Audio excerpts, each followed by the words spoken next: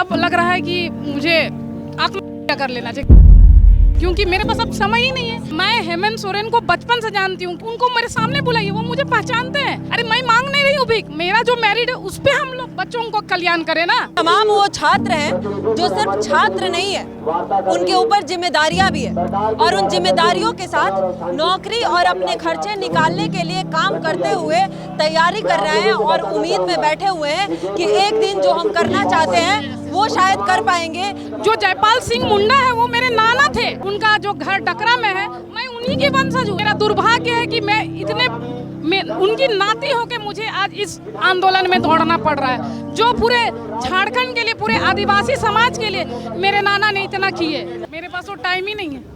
Actually में मैं इतनी बार एग्ज़ाम दी, कभी क्लियर नहीं की, लेकिन इस बार मैंने क्लियर किया। पीटी निकाला आपका एपीओ का। अब लग रहा है कि मुझे कर लेना चाहिए, क्योंकि मेरे पास अब समय ही नहीं है, क्योंकि ये रद्द हो जाएगा तो वो भी रद्द हो जाएगा। लेकिन हमारा कसूर क्या, हम लोग तो पढ़ने वाले स्टूडेंट हैं।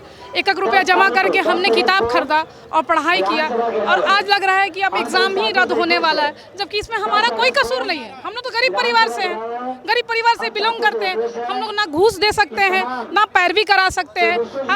जिस तरह से हम लोग यहाँ तक पहुँचे, आज हम एडवोकेट के पद पे हैं, सिविल हाई कोर्ट दोनों देखते हैं, तो हमने अपने मेहनत से यहाँ तक पहुँचा है। क्योंकि जब तक हमारा नौकरी नहीं था तो एक टेक्निकल चाहिए, तो टेक्निकल मुझे वकालत लगा, मैंने टेक्निकल किया और मैंने अपना पढ़ाई जारी रखा, और आज कोशिश करते करते मैं यहाँ तक पहुँची कि मैंने पीटी निकाला। मैं इतनी खुश तो नहीं थी, क्योंकि पीटी निकालना कोई बहुत बड़ी बात नहीं है। मैं आपको बता रही हूँ, 2006 में मेरे हस्बैंड जब पीएससी में पीटी मेंस इंटरव्यू भी क्वालिफाई किए। वो झारखंड के स्टेट लेवल में टॉपर है, उनका रोल नंबर 1 से लेके अब तक का जो भी पढ़ा है हमेशा नंबर 1 पे रहे, लेकिन उनका सिलेक्शन नहीं हुआ। और मैं भी तैयारी की, पीटी हो गया, लेकिन इतने घोटाला में अब क्या बोले, कहाँ एजेंसी है ना, भ्रष्ट एजेंसी को लाएंगे अपना स्टेट में तो क्या होगा।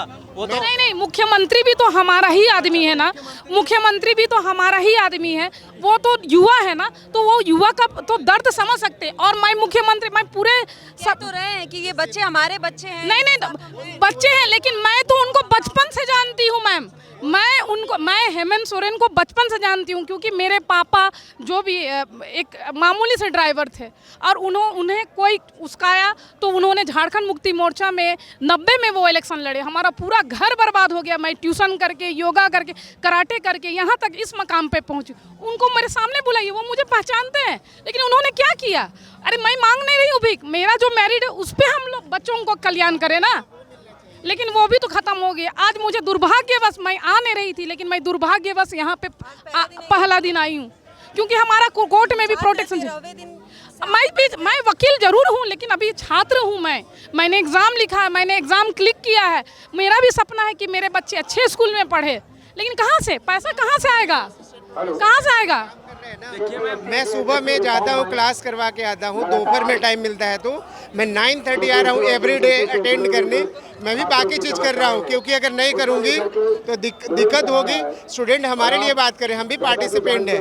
अगर कोई ऑप्शन नहीं होगा, लोग करेंगे क्या, अभी भी होप ही नहीं। यहाँ तमाम वो छात्र हैं जो सिर्फ छात्र नहीं है, उनके ऊपर जिम्मेदारियां भी है और उन जिम्मेदारियों के साथ नौकरी और अपने खर्चे निकालने के लिए काम करते हुए तैयारी कर रहे हैं और उम्मीद में बैठे हुए हैं कि एक दिन जो हम करना चाहते हैं वो शायद कर पाएंगे इस सिस्टम के सुधरने के बाद, और इस सिस्टम की नज़र शायद हमारे व्यवस्थाओं पर पड़ेगी।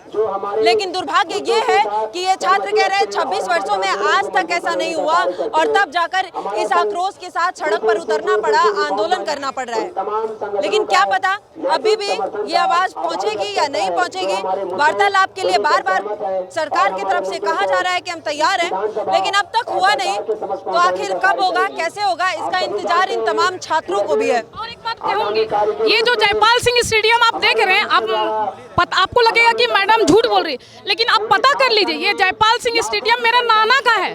जो जयपाल सिंह मुंडा है वो मेरे नाना थे, और वो मेरी माँ के मामा थे। उनका जो घर डकरा में है, मैं उन्हीं की वंशज हूँ, लेकिन मुझे कौन पहचान रहा, मुझे उनकी पहचान नहीं चाहिए, मैं अपना पहचान खुद बनाना चाहती हूँ। लेकिन आज मेरा दुर्भाग्य है कि उनकी नाती होके मुझे आज इस आंदोलन में दौड़ना पड़ रहा है, जो पूरे झारखंड के लिए, पूरे आदिवासी समाज के लिए मेरे नाना ने इतना किए। मैं माध्यमिक आचार्य 2025 का छात्र हूँ। मैं माध्यमिक आचार्य मुहैया घोटाले के विषय में कुछ बातें बताना चाहता हूँ। एक अमित कुमार नाम का लड़का था जो एससी कैटेगरी में 144 क्वेश्चन 150 में सही करने के बाद भी, जिसका रोल नंबर 102-66-3, रजिस्ट्रेशन नंबर 2521007470 तथा टर्मिनल नंबर 3852 है, उसका रिजल्ट नहीं दिया गया। बाद में जब आंदोलन हुआ, पेपर में आया, मीडिया में आया, तब दोबारा से उसका अकेले पीडीएफ में नाम दिया गया है जेएसएससी की तरफ से। इससे पता चलता है कि जेएसएससी ने मामला को दबाने के लिए जल्दीबाजी में उसका नाम दोबारा पीडीएफ में दिया। पहला पीडीएफ में नाम उसका क्यों नहीं था? जब कैटेगरी में था, एससी कैटेगरी 144 क्वेश्चन 150 में, उसके बाद भी जब उसका नहीं आया, इससे पता चल रहा है कि क्वेश्चन को बेचा गया है और सेटिंग करके नौकरी दिया जा रहा है।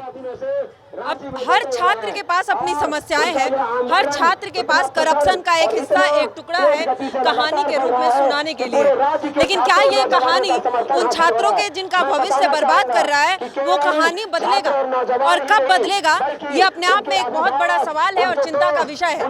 दूसरी तरफ अगर आंदोलन का दूसरा हिस्सा आपको दिखाए तो ये तमाम वो लाइन है जहाँ पर यहाँ कुछ संगठन के लोग यहाँ पर इनके लिए भोजन का व्यवस्था किया है और ये छात्रों को यहाँ पर भोजन भी कराया जा रहा है। यहाँ मौजूद तमाम लोगों को किस तरीके से लाइन में लगकर लोग यहाँ पर भोजन ले रहे हैं, और ये भी व्यवस्थाएं हैं, ये भी खूबसूरती है, क्योंकि लगातार छात्र यहाँ पर लंबे समय से अगर प्रोटेस्ट कर रहे हैं तो उनकी सुविधा का भी ध्यान रखा गया है।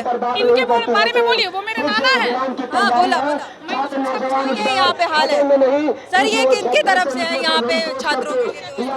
ये शंकरा फाउंडेशन, जिसमें शंकर दुबे जी के द्वारा कराया जा रहा है ये सेवा कार्य, जिसमें कई दिनों से शंकर दुबे जी कंटिन्यूअसली बच्चों के लिए खाने की व्यवस्था, जो बच्चे यहाँ पे आके अपने हक की मांग कर रहे हैं उनके लिए खाने की व्यवस्था शंकर दुबे जी के द्वारा कराया जा रहा है। शंकर दुबे जी भी हमारे बीच मौजूद है। क्या लगा सर, क्यों लगा कि हमें जाना चाहिए, बच्चों का सहयोग करना चाहिए और इस तरीके से उनके भोजन का इंतजाम संभाल लेना चाहिए? देखिए, शंकरा हेल्पिंग हैंड फाउंडेशन का बरसों से ये काम रहा है कि भूखे को खाना देना, जरूरतमंदों की मदद करना। ये शंकरा हेल्पिंग हैंड फाउंडेशन और उसका संस्थापक मैं हुआ मेरा। छात्रों की समस्याओं को लेकर आपको क्या लगता है, कितना इनकी समस्याएं और कब से, किस तरीके से इनको पकड़ के? देखिए, छात्रों की जो मांग है वो जायज मांग है। इनके भविष्य के साथ खिलवाड़ हो रहा है और ये इतने अनुशासित बच्चे हैं कि एक दिल्ली का जो प्रोटेक्शन था और जो एक यहाँ का आंदोलन, दोनों आंदोलन में जमीन आसमान का अंतर है। वहाँ अनुशासन अपनी सीमाएं लांघ रही थी, मर्यादाएं टूट रही थी, भद्दी भद्दी गालियाँ प्रधानमंत्री और गृह मंत्री के लिए, बड़े बड़े पोस्टर। लेकिन यहाँ के बच्चे अनुशासित हैं। इन्होंने इस पूरे देश में छात्र आंदोलन का एग्जाम्पल सेट किया है कि कैसे छात्र आंदोलन एक अनुशासित और लोकतांत्रिक ढंग से हो सकता है। तो मुख्यमंत्री चूंकि अभिभावक है इस प्रदेश के, उन्हें अपने इन बच्चों पर गर्व होना चाहिए, क्योंकि उनका भविष्य इतना उज्जवल है कि यही अनुशासित बच्चे कल को प्रदेश को एक समृद्ध और सशक्त बनाने में अपनी भूमिका अदा करेंगे। क्या लग रहा है, सरकार इनकी मांगों को सुनेगी?